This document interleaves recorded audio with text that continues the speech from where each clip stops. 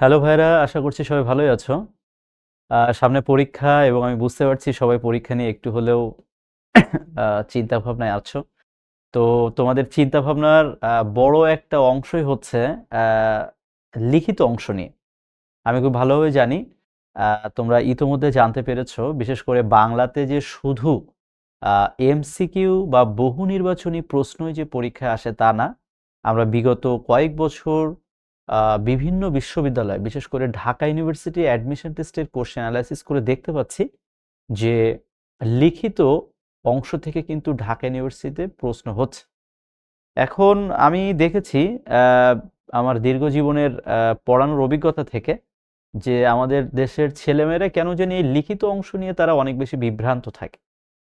অবশ্যই বিভ্রান্তির কারণও আছে, কেননা আসলে আমরা সেই স্কুল লাইফ থেকে শুরু করে কলেজ লাইফ পর্যন্ত মোটামুটিভাবে লিখিত অংশে যাই পড়ি না কেন কম বেশি কমন পড়ে। ঠিক আছে, স্কুলে তো একেবারে হুবহু কমন আসতো, কলেজেও কিছু আসতো আসতো না, কিন্তু ইউনিভার্সিটি অ্যাডমিশন টেস্টের কোশ্চেন অ্যানালাইসিস করে দেখা গেছে যে আসলে লিখিত অংশের প্রশ্ন অনেক সহজ হয়, কিন্তু কেন জানি খুব একটা কমন ওইভাবে পড়ে না। তো যেহেতু খুব একটা কমন পড়ে না, এটার জন্য আমাদের কি করতে হবে? এটার জন্য জাস্ট আমরা যেটা করব সেটা হচ্ছে জাস্ট একটু প্র্যাকটিস করব। আর প্র্যাকটিস করলেই আশা করি পরীক্ষায় যেয়ে যদি আমরা দেখি কমন পড়ছে না, তাও আমরা উত্তর করে আসতে পারব। তো চলো আমরা আজকে বাংলা দ্বিতীয় পত্রের অন্যতম গুরুত্বপূর্ণ একটা টপিক হচ্ছে অনুচ্ছেদ। আমরা এই অনুচ্ছেদ নিয়ে আজকে মূলত কাজ করব। এবং সোজা কথায় বলতে গেলে বিগত বছরে বিভিন্ন অ্যাডমিশন টেস্টে অনুচ্ছেদ থেকে যে প্রশ্নগুলো এসেছে আমি আজকে সেগুলো দেখাবো।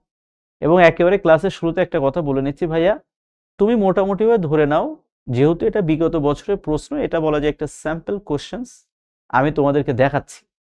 বাট তুমি যদি এটা ধরে নাও যে ভাইয়া যেটা পড়াচ্ছে এটা পরীক্ষায় আসবে, তাহলে কিন্তু তোমার ভুল হচ্ছে। কোনোভাবেই এটা ধরে নেওয়া যাবে না যে আমরা বিগত বছরের প্রশ্ন সমাধান করছি তার মানেই ওই প্রশ্নটা এবার আসবে। ওই ধাঁচের প্রশ্ন হতে পারে, এর বাইরে কিছু না। ঠিক আছে, তো অনুচ্ছেদ সংক্রান্ত চলো বিগত বছরে যে প্রশ্নগুলো এসেছে আমরা একটু দেখে আসি। প্রথমে দেখো একটা প্রশ্ন তোমাদেরকে দেখাচ্ছি।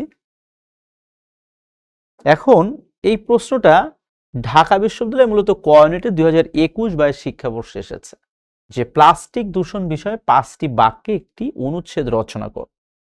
ঢাকা ইউনিভার্সিটি এ ইউনিটে এ যাবৎকাল যে অনুচ্ছেদ থেকে প্রশ্নগুলো হয়েছে সাধারণত দেখা যায় সেখানে নাম্বার থাকে 2.5 বা 2.5। এখন তুমি আমাকে বলো তো যে 2.5 নম্বরের জন্য একটা অনুচ্ছেদ লিখতে বলা হয়েছে 5টা বাক্য। তো তোমাকে বলাই হয়েছে 5টা বাক্যে লিখতে, তাহলে তোমার উচিত হবে কি বলো তো? 5টা বাক্যে লিখবা নাকি 10টা বাক্যে লিখবা? তোমার অবশ্যই অবশ্যই উচিত হবে 5টা বাক্যে লেখাটা শেষ করা। কেননা তোমাকে সিগন্যাল দিয়ে দিয়েছে প্রশ্নকর্তা যে তোমাকে 5টা বাক্যের বেশি লেখার প্রয়োজন। তাহলে এখন তোমাকে চিন্তা করতে হবে যে তুমি যে 5টা বাক্য লিখতে যাচ্ছ, ওই 5টা বাক্য কত ভালোভাবে লেখা যায়। আসলে লেখার তো শেষ নাই, তাই না? দেখবে লেখার কিন্তু আসলে শেষ হয় না। তুমি চাইলে এটা নিয়ে 5টা পেজও লিখতে পারো, কিন্তু 5 পেজ লেখাই যুক্তিযুক্ত বা গ্রহণযোগ্য না। কেননা তোমাকে বলে দেওয়া হচ্ছে যে তুমি 5টা বাক্যে লিখবে। এবার এক্ষেত্রে আমার ব্যক্তিগত একটা ছোট্ট পরামর্শ, সেটা হচ্ছে এই, যে তোমরা লিখিত অংশে যখনই যে প্রশ্ন উত্তর করতে যাবা, হতে পারে অনুচ্ছেদ, হতে পারে ভাব সম্প্রসারণ, হতে পারে বঙ্গানুবাদ বা যে কোনো কিছু, তোমরা যাই উত্তর করতে যাবা না কেন, তোমাদের উচিত হবে লেখার আগে অন্তত 2-1 মিনিট একটু চিন্তা ভাবনা করে তারপরে লেখা। এই কথাটা কেন বললাম এবার একটু খুলে বলি। দেখবো আমাদের দেশের ছেলেমেয়েরা কি করে, তারা হচ্ছে লেখে আর ভাবে, আর ভাবে আর লেখে। এই করতে যে যেটা হয়,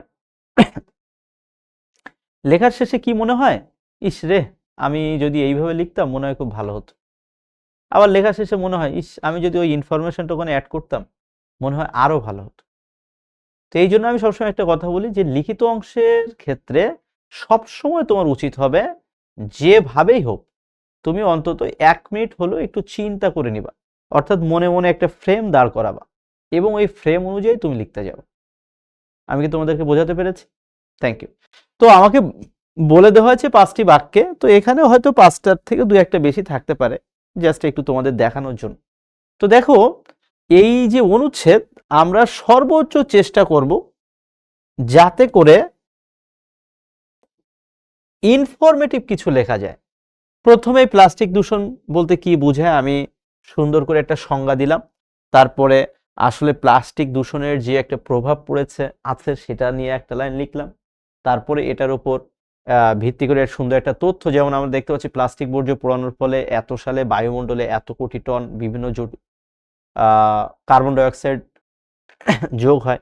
তো এটার পাশাপাশি এটা সমাজের বা পরিবেশের উপর এটা প্রভাব, এবং সর্বশেষে দেখা গেল যে সংশ্লিষ্ট যে কর্তৃপক্ষ আছে, তুমি কর্তৃপক্ষের উপরে বিষয়টা চাপিয়ে দিলে যে তাদের উচিত হবে এই বিষয়ে এখনই সঠিক সময় সঠিক পদক্ষেপ নেওয়া।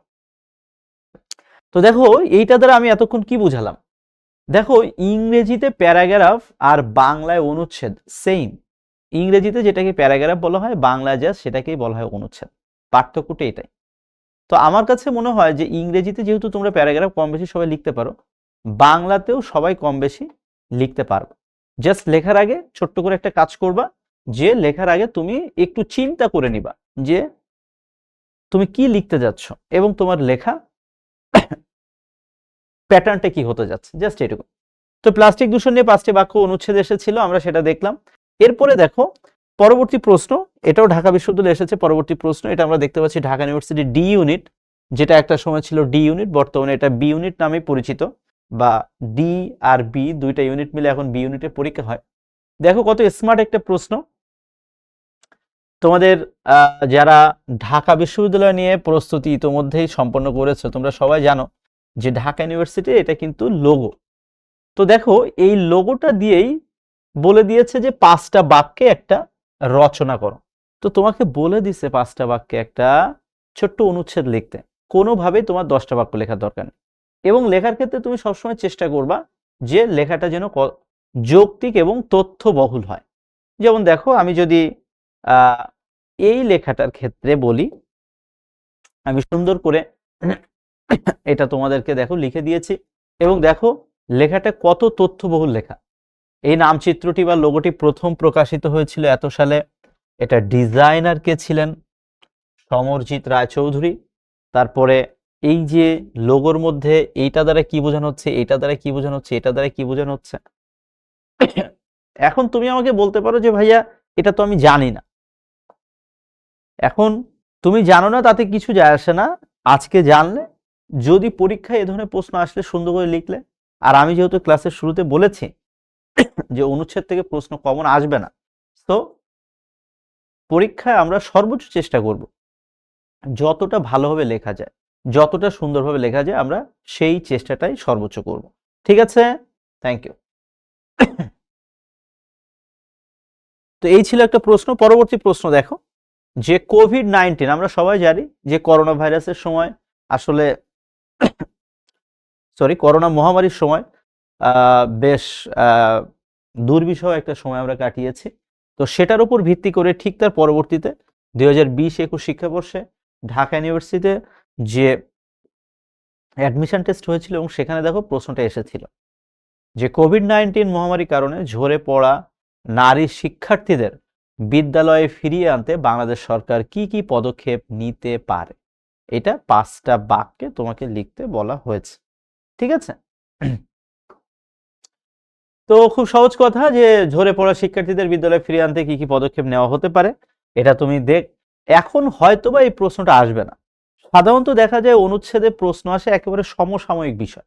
যেমন দেখা গেল যে এবছর প্রশ্ন আসলো যে জুলাই গণ অভ্যুত্থান নিয়ে এবছর প্রশ্ন চলে আসলো, বা আগামী বছর যখন তুমি পরীক্ষা দিবা, কথার কথা, তখন দেখবা ওই সময়ের একেবারে সমসাময়িক যে বিষয়, একেবারে সাম্প্রতিক বিষয় থেকে পরীক্ষায় প্রশ্ন আসার সম্ভাবনা বেশি থাকে। যেমন এই প্রশ্নটা দেখতে পাচ্ছ ঢাকা ভার্সিটি 2020-21 শিক্ষাবর্ষের প্রশ্ন। ঠিক তার আগের বছরের সবচেয়ে হট টপিক কি ছিল? সবচেয়ে হট টপিক ছিল কিন্তু এই কোভিড-19 মহামারী বা করোনা ভাইরাস নিয়ে সে সময় অনেক বেশি কথাবার্তার প্রচলন ছিল। তো সেই জন্য দেখো এখান থেকে কিন্তু পরীক্ষার প্রশ্নটা এসেছে। এরপর দেখো ফেসবুক ও আমাদের সমাজ বিষয়ে 10টি বাক্যে একটি অনুচ্ছেদ লিখতে বলা হয়েছে ঢাকা ইউনিভার্সিটি। মূলত এই প্রশ্নটা এসেছিল খ ইউনিটে 2019-20 শিক্ষাবর্ষে। তো দেখো এখানে বলে দেওয়া হয়েছে 10টা বাক্যে একটি অনুচ্ছেদ লিখতে। তার মানে আমরা ধরে নিতে পারি যেহেতু 10টা বাক্যে ছিল, এই প্রশ্নে হয়তোবা 5 নম্বর বরাদ্দ ছিল। আমি এই মুহূর্তে সঠিকভাবে বলতে পারছি না, তবে 5-এর নিচে হওয়ার কথা না। 10টা বাক্য বলা মানে সেখানে আর 2.5 নম্বর থাকে না, সাধারণত 5 থাকে। এখন ফেসবুক নিয়ে তো তুমি অনেক কিছু লিখতে পারো এবং ফেসবুকের ব্যবহারের উপর ভিত্তি করে বর্তমান সমাজে কি প্রভাব পড়ছে সেটা নিয়েও তুমি অনেক লেখালেখি করতে পারো। কিন্তু ওই যে একটা কথা বারবার বলছি, লেখা অতিরিক্ত লেখার তো মানেই হয় না, বরং চেষ্টা করবা টু দ্য পয়েন্টে খুব ইনফরমেটিভ লেখা মাধ্যমে তুমি তোমার মনোভাব প্রকাশ করার চেষ্টা করো। বাংলাদেশের মুক্তিযুদ্ধ নিয়ে 6টি বাক্য লেখো ঢাকা ইউনিভার্সিটি ইউনিটে প্রশ্নটা এসেছে। তো এখানে 6টা বাক্যের বেশি এখানে আমি লিখে দিয়েছি। তো পরীক্ষায় যখন তোমরা লিখবা তখন অবশ্যই যেহেতু প্রশ্নে বলে দিছে 6টা বাক্য লিখতে, হয়তো 2.5 থেকে 3 নম্বর এই প্রশ্নে ছিল। এবং ঢাকা ইউনিভার্সিটি দেখা যায় যে এই ইউনিটে যে অনুচ্ছেদ থেকে প্রশ্ন হয়েছে সাধারণত 2.5 নম্বর থাকে সেখানে। তো এখন কথা হচ্ছে যে মুক্তিযুদ্ধ নিয়ে আসলে তুমি লিখতে গেলে কিন্তু আসলে লেখার শেষ হবে না, বিভিন্ন ধরনের লেখা তুমি লিখতে পারো। কিন্তু যেহেতু 6টা বাক্যে লিখতে বলেছে, তুমি একেবারে টু দ্য পয়েন্টে, একেবারে টু দ্য পয়েন্ট 1947 থেকে একটু লিখলে, 1952 থেকে লিখলে, 69 থেকে লিখলে, 70, 71 মুক্তিযুদ্ধ নিয়ে এবং পরবর্তী জীবনে তুমি এটা সেটা লিখে যা শেষ করে দিলে। ঠিক আছে? এই শিষ্টাচার নিয়ে 5টি বাক্য লেখো। আমরা দেখতে পাচ্ছি ঢাকা ইউনিভার্সিটি ইউনিটে প্রশ্ন এসেছে। তো শিষ্টাচার নিয়ে 5টি বাক্য লিখেছে। এই যে দেখো, জাস্ট তুমি তোমার মতো করে একটু লিখে গেলেই হবে, এটা তেমন আহামরি কঠিন কিছু না। এই যে দেখো একটা প্রশ্ন এসেছে যে বাংলাদেশের সামাজিক ও সাংস্কৃতিক পরিবর্তনে ঢাকা বিশ্ববিদ্যালয়ের 100 বছরের ভূমিকা সম্পর্কে লেখ। এই যে দেখো আবার বলে দিছে 5টা বাক্য, এবং প্রশ্নটা এসেছে ঢাকা ইউনিভার্সিটি ঘ ইউনিট, যেটা এখন আসছে বি ইউনিট হিসাবে। তো দেখো এখানে লিখলে অনেক কিছু লেখা যাবে, কিন্তু আমরা অত কিছু লিখতে যাব না, একেবারে টু দ্য পয়েন্টে।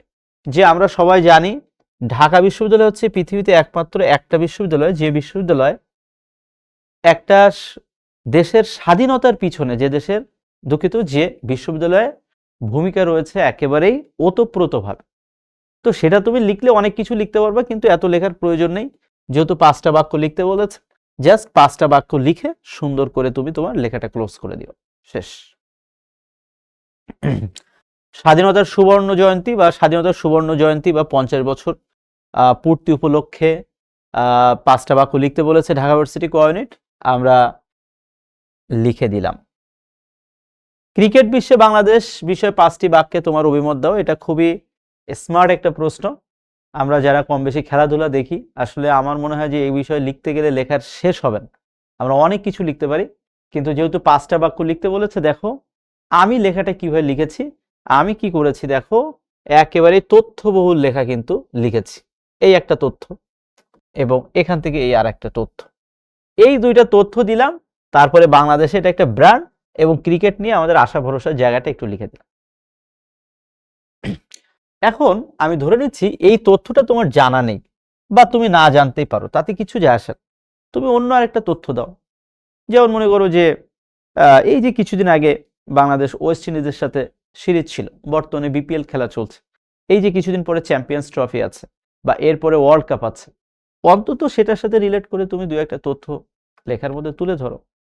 সম্মানিত শিক্ষক যখন দেখবেন তোমার লেখাটা তথ্যবহুল, নিশ্চয়ই তিনি মার্কস দিতে একটু কার্পণ্যতা করবেন। বাংলাদেশের মুক্তিযুদ্ধ নিয়ে 6টি বাক্য লেখো। একটু আগে আমরা এই প্রশ্নটা দেখলাম, সুতরাং এটা নিয়ে আমার মনে হয় নতুন করে আর বলার কিছু নেই। তো কথা হচ্ছে যেটা বলেছে 6টি বাক্য লিখতে, আমি একটু বেশি করে লিখে দিয়েছি যাতে করে ওই সবকিছু পড়ে তুমি 6টা বাক্য এখান থেকে লিখতে পারো। তো ভাইয়া দেখো, দেখতে দেখতে আমরা কিন্তু আজকের ক্লাসের শেষ পর্যায়ে চলে এসেছি। আমি একটা কথা সেই ক্লাসের শুরু থেকে বলছি, আবারও বলছি শেষ পর্যায়ে এসে, সেটা হচ্ছে তুমি যদি ধরে নাও বিগত বছরের প্রশ্ন যা এসেছে অনুচ্ছেদে এবারও তাই আসবে, তাহলে হয়তোবা আমাদের বোকামি হতে পারে। আমরা ধরে নিচ্ছি যে আমাদেরও হয়তো একটা আনকমন কোনো একটা অনুচ্ছেদ পরীক্ষায় আসবে। তো যদি আনকমন কোনো কিছু একটা আসে, এমন কিছু আসবে না যে আমরা একেবারে লিখতে পারবো না। আমরা যেটুকু পারি, যতটুকু পারি, আমাদের টার্গেট থাকবে অবশ্যই অবশ্যই লেখাটা শেষ করার।